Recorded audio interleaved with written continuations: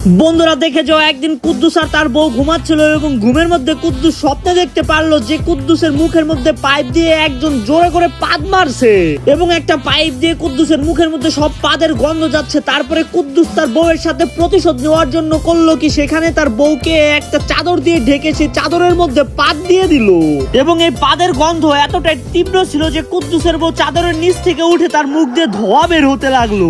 তারপরে কুদ্দুসের বউ কুদ্দুসের সাথে প্রতিশোধ নেওয়ার জন্য যা করেছিল দেখলে তো তুমিও অবাক হয়ে যাবে। কুদ্দুসের বউ কি করেছিল তুমি কি দেখতে চাও? দাঁড়াও দেখাবো, কিন্তু তার আগে বন্ধুরা, তুমি যদি তোমার মাকে ভালোবেসে থাকো তাহলে আমাদের ভিডিওতে একটি লাইক করে দাও, এবং তুমি যদি তোমার বাবাকে ভালোবেসে থাকো তাহলে আমাদের চ্যানেলটিতে সাবস্ক্রাইব করে দাও, এবং তুমি যদি তাদের দুজনকেই ভালোবেসে থাকো তাহলে কমেন্ট বক্সে লিখে যাও আই লাভ ইউ মা বাবা। তারপরে কুদ্দুসের বউ রাগান্বিত হয়ে গরুর খামারে চলে গেল এবং গরুকে নেজ ধরে থাপ্পড় মেরে গরুর থেকে পটি বের করলো এবং গরু গন্ধযুক্ত পাতলা পটি করে দিল। তারপরে কুদ্দুসের বউ এই পটি নিয়ে তার জামাইয়ের শরীরের মধ্যে ঢেলে দিল এবং কুদ্দুসের কি অবস্থা হয়েছিল তা তো তোমরা দেখতেই পাচ্ছ।